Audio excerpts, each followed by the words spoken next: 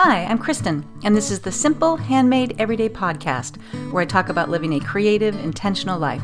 I like to chat about quilting, knitting, cross-stitching, what I'm reading and watching, and a little bit about self-care, productivity, and keeping an organized home. I've got my cup of tea in hand, so grab yours, and let's settle in for a chat. This is episode 107. Hello, friends. Hello. How are you? It's good to be back. I never mean to take a month break between podcasts, but here we are. Before we get going, I keep forgetting to talk about my cup of tea, and I don't want to miss it today because I am drinking Fortnum & Mason Royal Blend straight from England. This is my all-time favorite tea. I first was introduced to this when my daughter Chloe, on her way back from her semester abroad in Norway, she did a little tour of the big cities in Europe, and she did a stop in London, which I know people don't consider Europe, but whatever. Let's not get into that. Anyway, she went to Fortnum & Mason and brought me back Royal Blend, and I fell in love with it. And then I tried to buy more on Amazon, where it is very expensive, so I bought the cheaper. So she brought me back loose leaf, and I bought the tea bags, and it just was not nearly as good. So when my friend Pam, who is English, went to visit her family, I said, would you bring me back some Royal Blend tea?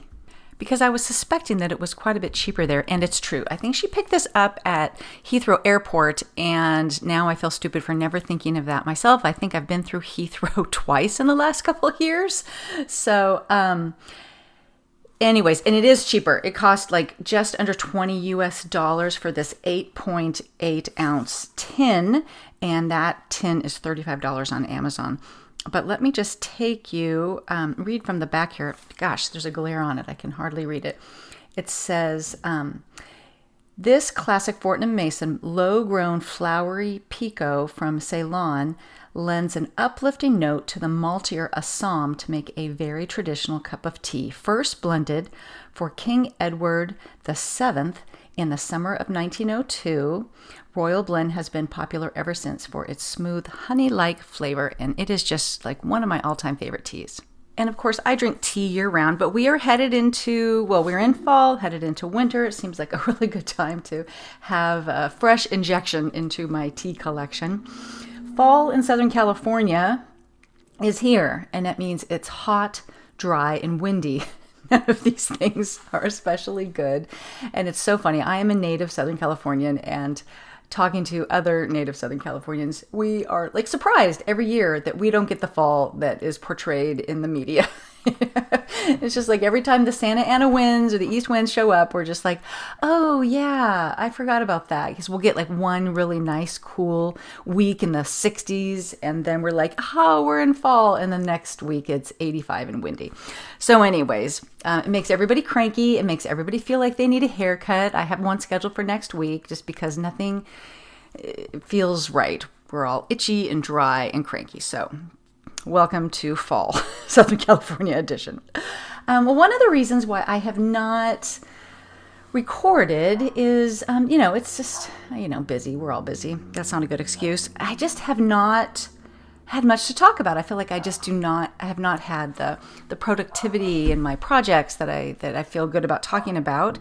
I'm working a lot as we come into the last quarter of the year. My job in marketing, I market a piece of software in the manufacturing industry, and this is our biggest quarter, so there's just a lot of promotions and all kinds of things going on that require a lot from me. So that's been part of it. And then in the evening, I just sometimes am just not spending my time as productively as I could. And I want to change that because it doesn't feel good to lay on the couch and watch YouTube shorts for 2 hours before I fall asleep. It just doesn't.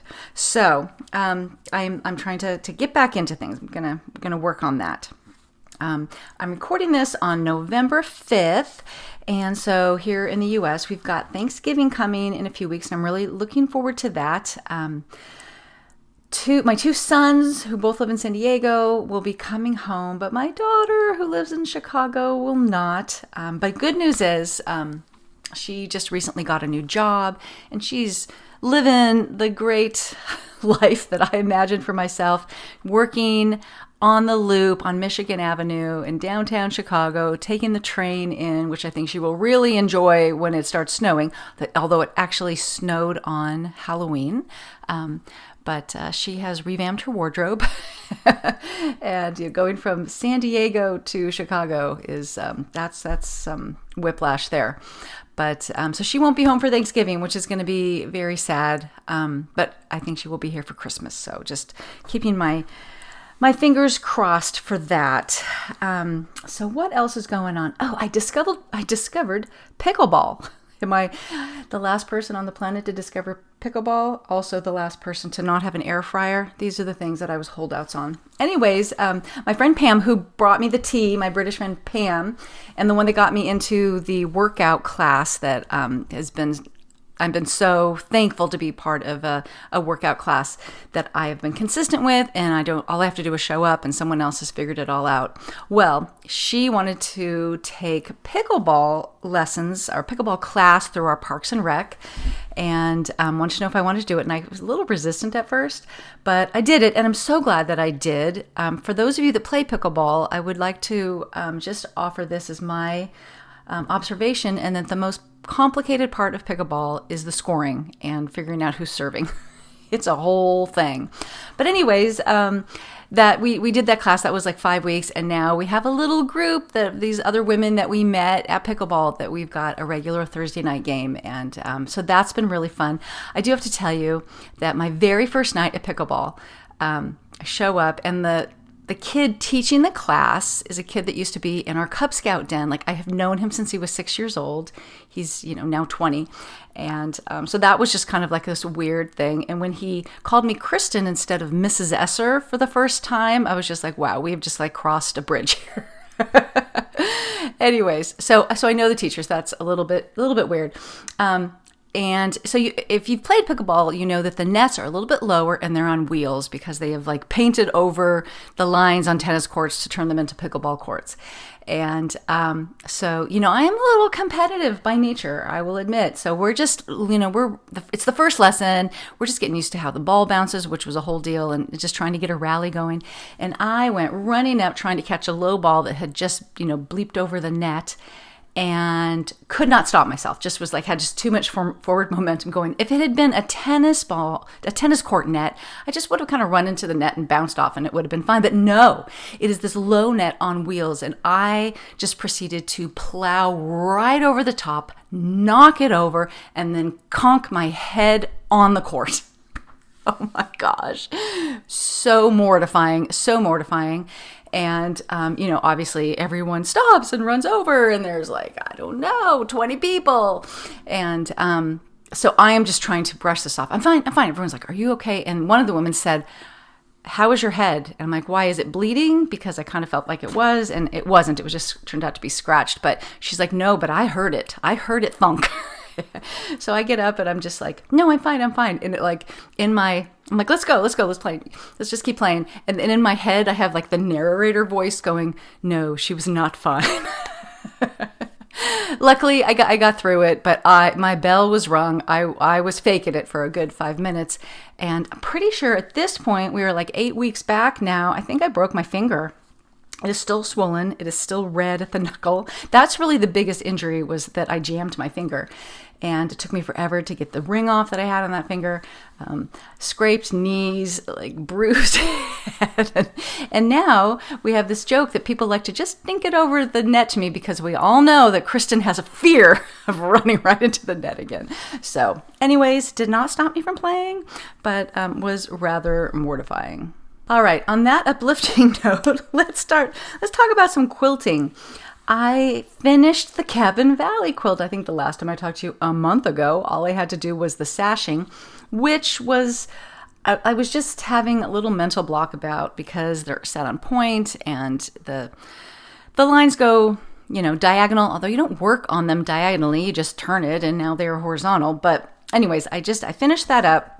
And that means that I now have 3 finished quilt tops. And I don't think that I have ever had a backlog of 3 finished quilt tops, which I know sounds ridiculously low for some of you, but I'm kind of for the most part, one project at a time gal.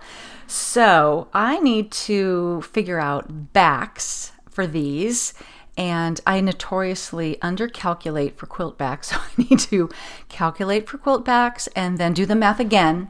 I'll probably just order a bunch of stuff from the Fat Quarter Shop. Probably, I've never done a wide back, and I remember doing the math one time, and it's not cheaper. It seems like it's about the same. That's the other thing, is that between and I don't have big pieces of fabric in my stash, so I really don't have anything that I can use for backs, even if I was gonna piece a back. And that's usually why I piece a back, is because I've done the math wrong to do the back, and then I'm always happy that I do, but there's no way I'm going to piece the backs for these. These need to move along.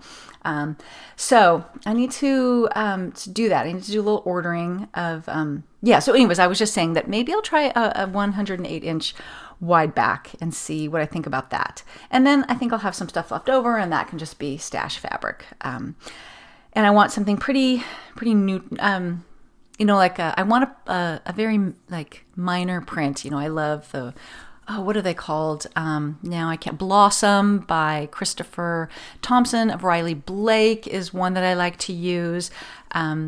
I think Lori Holt or somebody has one that has little hashtags, just like a little minor blender print is what I usually like for Quilt Back. So that is next on my list, and the pressing and trimming all the stray threads. I'm not looking forward to really any of that. But I will send them all to be long-armed. I just, I've accepted that about myself, and I've got no shame about having my quilts long-armed anymore. And then over the holidays, I'll have 3 quilts to bind, and that sounds kind of like a very lovely thing to be able to do over the holidays. And if I play my cards right, I could even probably have at least one of them back by Thanksgiving. So the one that I just finished is Cabin Valley. It's the modern ombre log cabin quilt, and this is the second time I made it. And the first one I made, I did white binding. It was like a big decision for me. I've never done white binding, and then I ended up giving it away to my niece who has 3 small boys. So I don't know if that was the right decision or not for her quilt, but I do think that I'm going to try it again. I've run out of the white, and of course, I don't keep good notes the way I should. I think it's Motabella 97. 98 is whiter, but I'm going to take a swatch just to the physical quilt shop and find it, because I don't have enough for that. But that'll be kind of fun. And the other 2 quilts, which is a Great Granny Square and one called Shadows and something, it's a scrappy quilt. And I will definitely do scrappy binding on both of those, which I love. I love scrappy binding. So, and that could be a fun thing just to work on in my sewing room in the evening when I really don't feel like sewing. Making some binding is pretty easy. So now that I've finished that up, I've been trying to figure out what is going to be my next quilt project. And I want it to be something that I'm really excited about. Isn't that silly? Because I feel like the last few, I love this Cabin Valley quilt, but I have made it before. I loved making it the first time. I actually really enjoyed making it this time until I got to the sashing, whatever. But I've also been making a lot more traditional quilts, and I feel like my aesthetic is definitely skewing more modern, so I don't feel like I'm necessarily making quilts that are reflective of me. So I'm struggling with this. So anyways, I started trying to figure out what I wanted to make. So we have redone our 2 kids' bedrooms, and so they've both got new furniture and queen size beds in them, and they're painted and they're completely blank walls. And so at first I was going to make a lot of quilts for these walls, and then I'm not going to make any quilts for these walls. It's too much pressure. So I think we are actually today going to get on art.com and pick out at least one framed print for each room, just to get something up on the wall. But there's definitely space over the 2 beds, which is funny because there's also space over my bed in my bedroom, and there has been for 27 years. And I do have a quilt there actually, but it's square and it's not right, and it's never been right. But somehow I'm upping my game for these rooms. So maybe I'll end up making 3. I want 3 over the bed quilts, because in Southern California, we have earthquakes. Pictures fall off walls. I don't want a picture to fall on me or anyone I love during an earthquake. So we put soft things over beds. So I want to, and I don't think I want to make, I could do a normal rectangular sized, let's say, throw quilt and just hang it, and it would just go down behind the headboard. But I think I want to do a more rectangular quilt so that it is wider than it is tall. And so I just started looking through. Have you gone through your saved quilts? Like on Instagram, there's a save button, right? And I have my own little folder called Quilt Love. And so I'm just like, okay, let me go through there. What have I saved there? And it's an interesting exercise. A lot of times I save things on Instagram and Facebook and never go back and check. But I went back to check, and it's very interesting to see the quilts I'm saving now versus when I first started quilting. They're definitely more little cutesy, novelty kind of things early on and more modern now. So I went through that. Cotton and Joy, who is the designer behind the Cabin Valley quilt I just finished, she has a lot of quilt patterns that I like. So I went through her feed and her shop, and then Tracy over at Joyfully Tracy mentioned to check out Lisa Marie Quilts, and she actually doesn't seem so much a quilt designer. I know I've talked about this in a previous podcast. She's more as like a quilt maker, and she actually frames quilts, which is kind of interesting. But she makes some really good choices of the patterns she does, and she makes some really good color choices. So she has two patterns I'm considering, one by Cotton and Bourbon and another one by something like Bookend Quilts. I'll put a link in the show notes. But anyways, so these are let me just talk you through a few of the things that I've saved today. And of course, I will put links in the show notes if you want to see these. Okay, so Juicy Juice, who is a designer, came out, I think this was actually at the beginning of the year, I screenshotted it, so now I can't actually tell you. It was like this murder mystery quilt line. It was a little bit weird. Anyways, he did a cheater panel, and I wouldn't do the cheater panel, but it uses a block that I actually have the ruler for, and I think it's called the Quick Curve ruler. And I asked for it for Christmas many years ago, and I've never used it.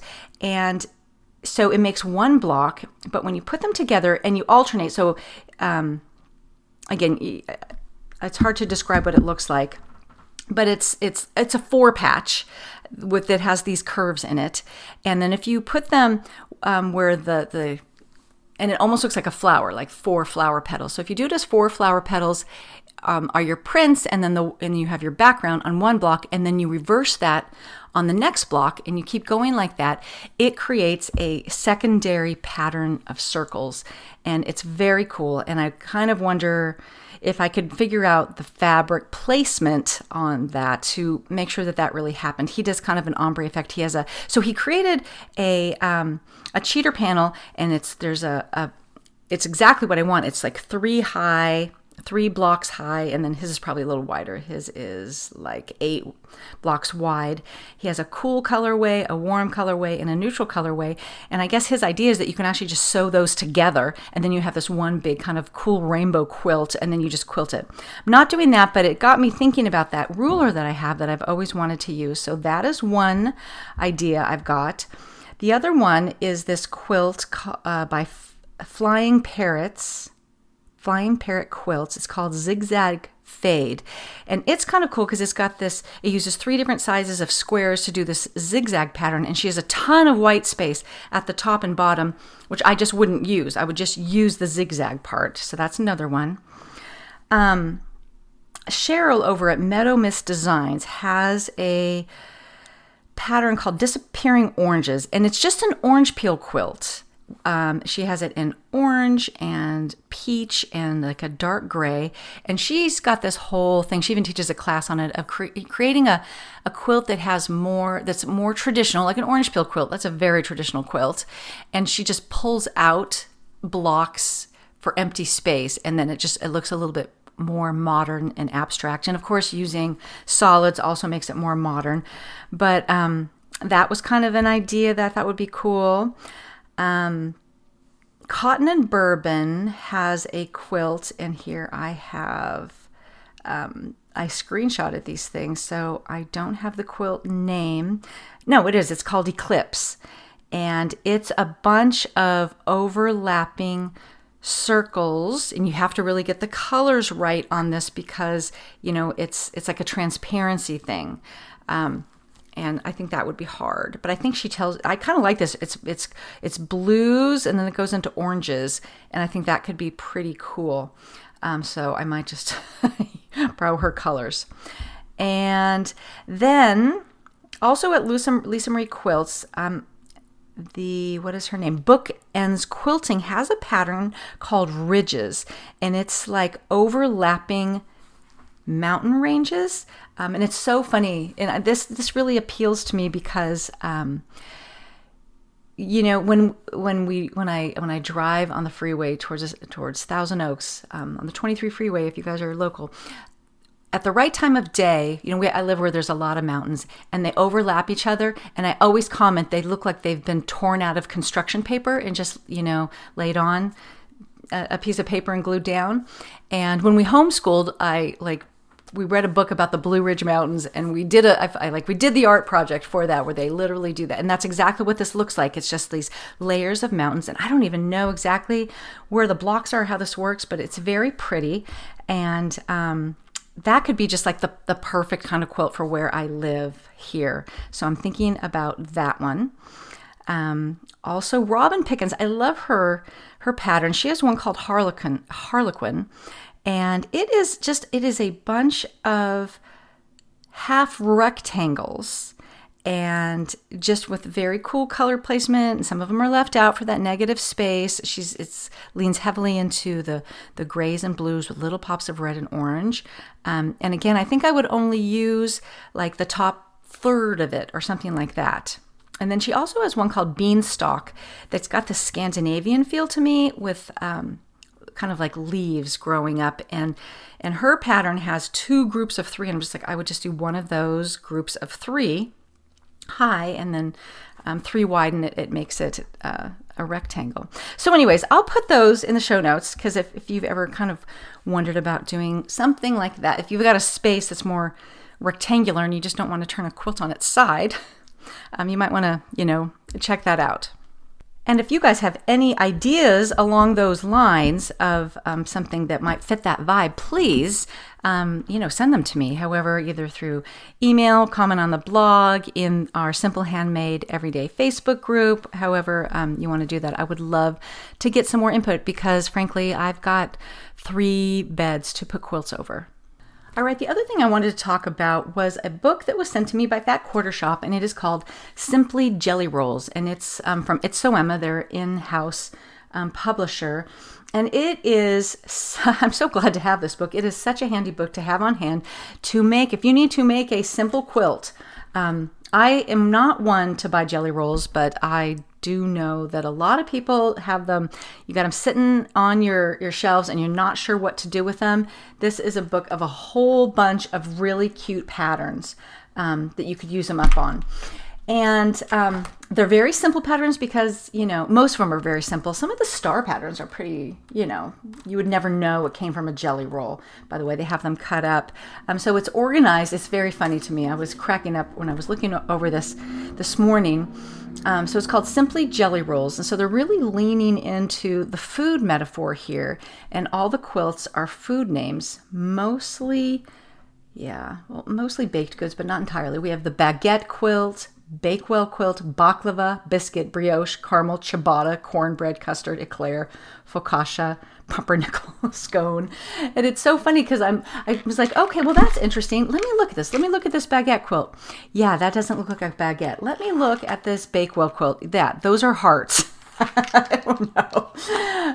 The baklava quilt has the jelly roll stacked up in layers with, so I can kind of get that metaphor. The biscuit quilt is just a spool. So yeah, I don't know. I'm not sure where this is coming from. But a lot of, you know, traditional blocks. Sorry for that noise. If there's a little ASMR there, I'm flipping it. It's spiral bound, which I love. The custard quilt is a very cool looking star. A lot of, you know, 4 patchy type things with a little twist, a lot of background there, because a jelly roll doesn't have a ton of fabric on it. There's a lot of background fabric in all of these. So it's very cute. I will put a link in the show notes and you can click over to Fat Quarter Shop and really get a look at the quilts inside. But if you are the kind of person that, you're going to whip out a baby quilt or a quilt for a birthday for your grandchild or something like that, having something like this, and I have a feeling these quilts come together super fast, so you just might want to have that on hand. Oh, and the other thing you can do with it, the quilt along is over in September and October of this year. Fat Quarter Shop did a sampler quilt where they took different blocks from this book and turned it into a sampler, and it was very, very cute. And all those, instructions are out at this point. So if you wanted to, I'll put a link in the show notes to that quilt, and then you can go, oh yeah, I want to make that. And you know what? You need the book. The other thing I wanted to talk about is I've been having the urge to make coasters. All the coasters in our house are little quilted coasters, and the really old ones are small, like 3.5 inches or something, but now I make them more like 5 and 6 inches. I like a big, generous coaster. And the ones that I have, they're all stained, from coffee and tea dripping on them or whatever. I'm like, and now that we have these 2 new guest rooms, and I've put coasters in there, I'm like, I need some better coasters. So I've been thinking about making them. And then Minky gave me, I don't know if you've seen her, Minky Kim Zariano. She's recently come out with these little, what are they called? Labels, I guess. Hen labels, chicken labels. And they're her designs that are turned into these, that are printed onto a little fabric label that you could just put onto a mug rug or a coaster or a quilt or whatever. And so we've got a little hen who is embroidering. We have one drinking tea. We have one baking, and we have one sewing. And they are so cute. I will put a link in the show notes. But I dropped something off of her the other day, and she gave me a pack.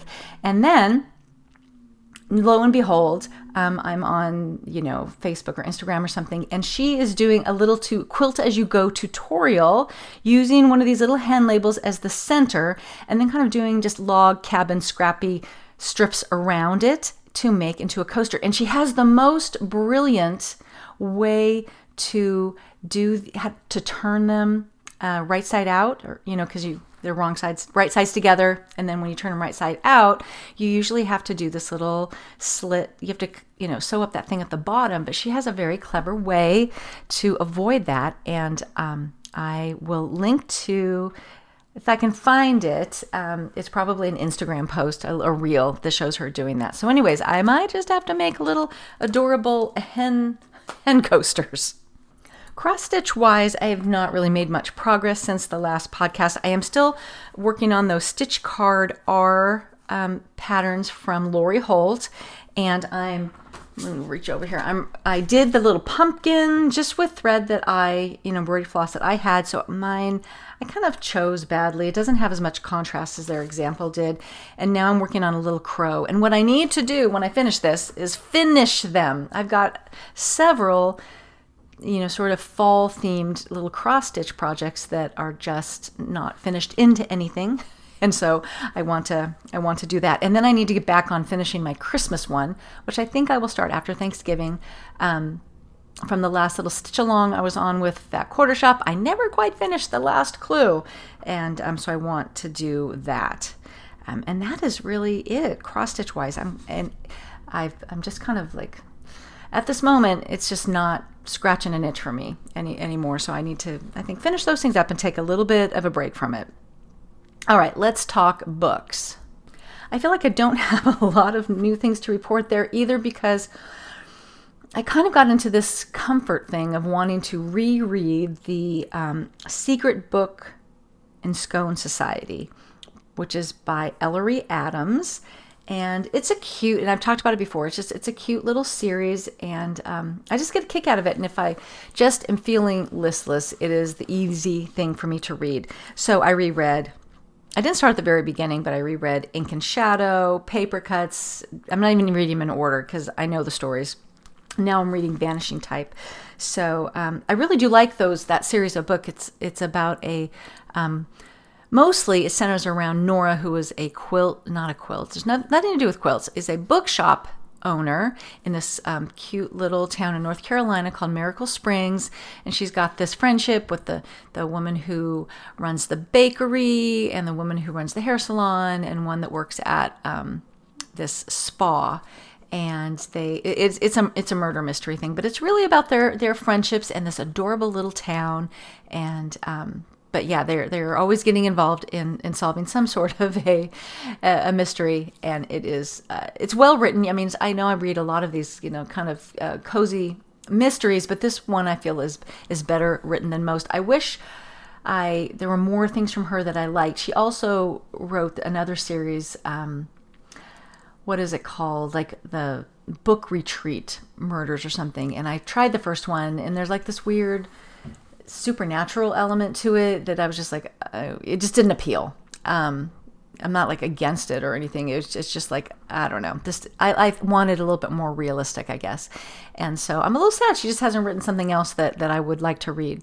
I also tried going out of my comfort zone and reading a little cozy romance thing, and it was so dumb. So I'm not even going to tell you what that one was, but that took some time too. So I'm also reading a book called The Taste of Ginger by Manzi Shaw, and I'm enjoying that. It's about an Indian girl. She moved here when she was moved to the U.S. when she was 7, and she and her brother really made this big. Made it a priority to blend in, to not be the Indian kids, and sort of, successfully did that. And she's a lawyer now, and there's a sort of a tragedy that has taken place back in India where her family is. So she's gone back there, and I'm in the middle of this, so. But I'm really enjoying it. But I have a feeling she's going to rediscover these roots and her identity of being Indian. So, anyways, I'm really enjoying that. And then she has a second book that's come out too. And I think I got both of these through some sort of a Kindle deal, and so they're available as ebooks. So definitely looking forward to that.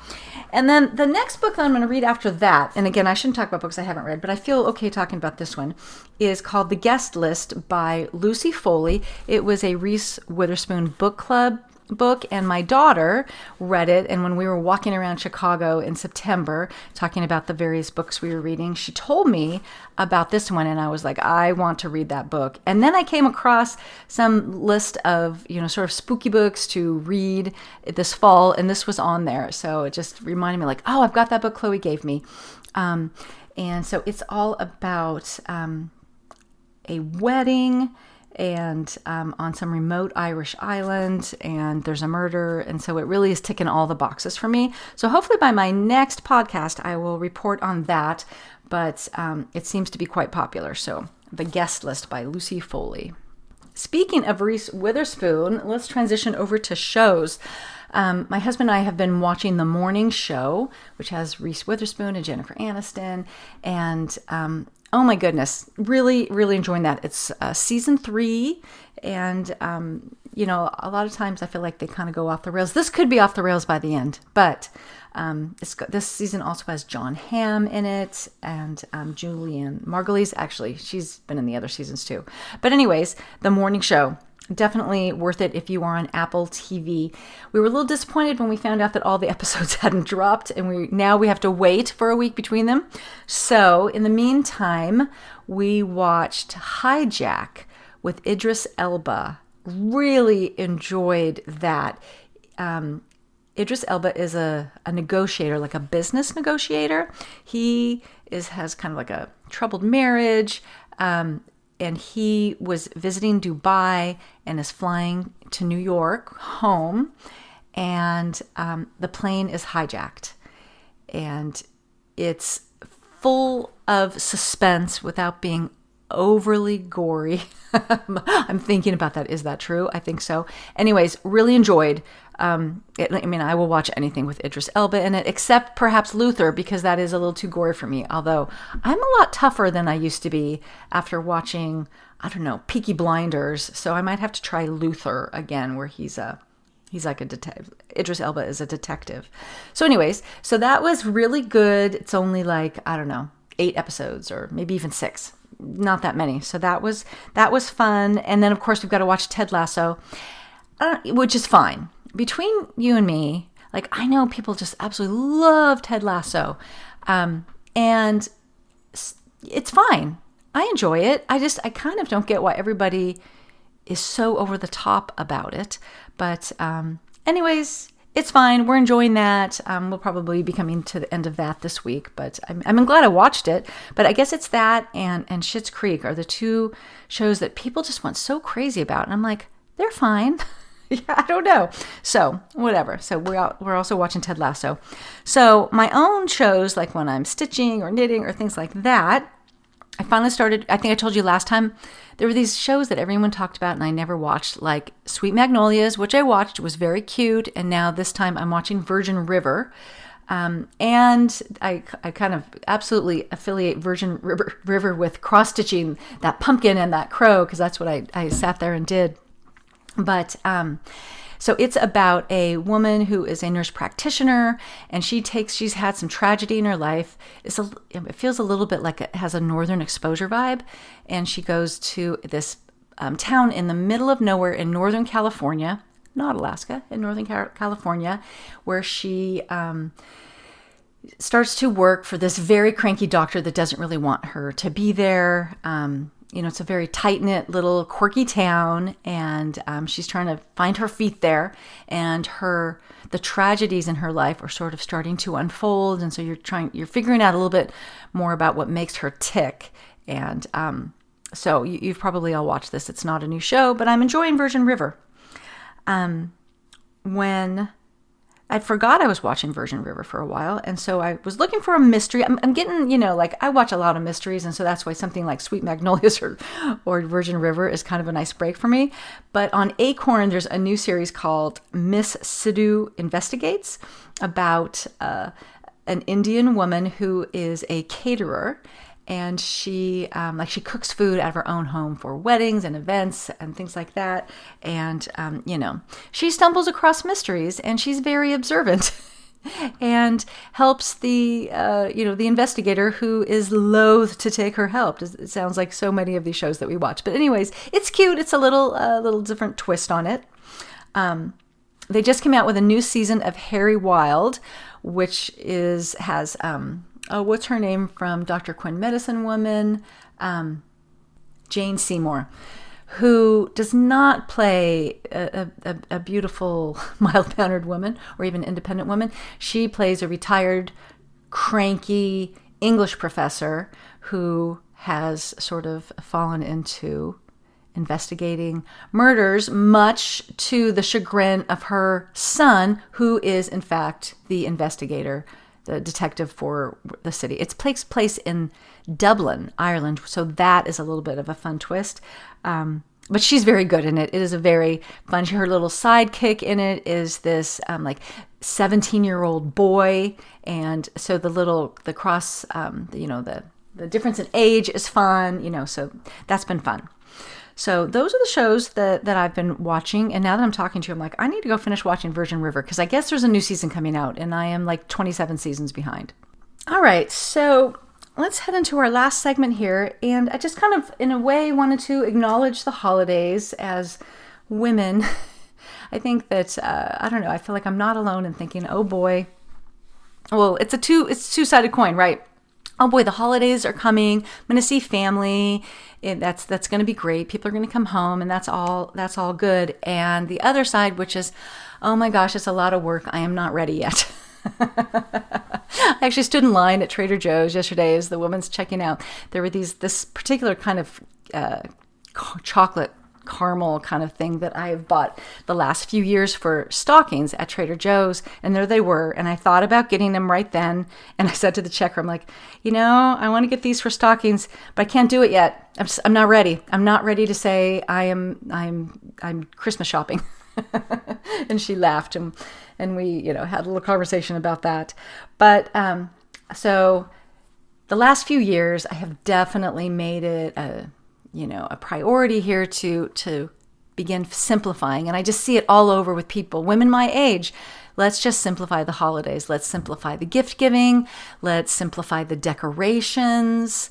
And that's been a big thing. It's just, and I was never super over the top, but I'm just kind of trying to find my footing with a new way of decorating. I've really learned that lights and greenery go a long way. Last year at Costco, I bought live garland, and that was fun. And I thought for sure I'd do it again this year, but now that we're getting here, I'm just like, I don't know, it was a little Dr. Seussian. I might get it to go around the outside door. I don't know. We have an artificial tree, and so we don't get that smell. So that was the fun part, is having that smell for a while. Oh my goodness. I was at Home Goods yesterday, and if we were like starting over in a little condo somewhere, they had these artificial trees in like a basket. So let's just say it was maybe a 6-foot tree, and just like the base of it was in a basket. And I thought they were so charming. And then it turns out you can buy something, and I almost bought it and I didn't because it would be hard to store, called a tree collar. So they had what was basically 2 pieces of and there was a few of them. One was kind of like a tin, and one was basket, which is what I would have got, that you just put around the base of your tree so that it looks like it's sitting in a basket. And I just thought that looked so homey and cozy. So I might go back and get one. I don't know. But anyways, so lights and greenery go a long way. The way I've done things the last few years is the day after Thanksgiving, I put up the tree, but just the tree, and it's already pre-lit. And I just leave it like that, for weeks. And it really changes things. Now, I used to do that because we kept all the Christmas decorations in the attic. And while the boys were home for Thanksgiving, we would make them help us get stuff out of the attic. But last year, we did all these hanging shelves in the garage. So all the Christmas decorations are just now in the garage, and so much easier to get. But I still think I'll do that.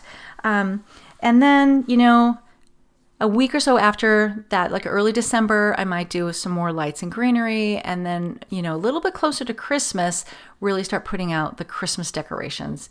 And then I personally like to have all of that, all the Christmas stuff put away by New Year's Eve. Usually I do it on the 30th. I want to go into the new year fresh, because everything feels very spacious and clean after that. I know some people like to really take it into the new year. And I'm not one that wants to tear down the tree the night of the 25th, but it's got a limited lifespan for me after that. So anyways, just, my reminder to you guys to think about what's important, and just keep it simple so that we as moms can just enjoy the holidays along with everyone else. All right. Before I go, I do want to say thank you so much to Teresa in Florida, who left a beautiful review on Apple Podcasts, a rating and review, and I really appreciate that. If you feel so inclined, the more ratings and reviews the podcast has, the wider reach it has to be put in front of other people who are looking for podcasts like this. And as always, all of what I've talked about will be in the show notes, where you can find me online at Simple Handmade Everyday, which is KristenEsser.com. I'm on Instagram as Kristen Esser, and please consider joining the Simple Handmade Everyday private Facebook group so we can keep the conversation going. Have a wonderful week.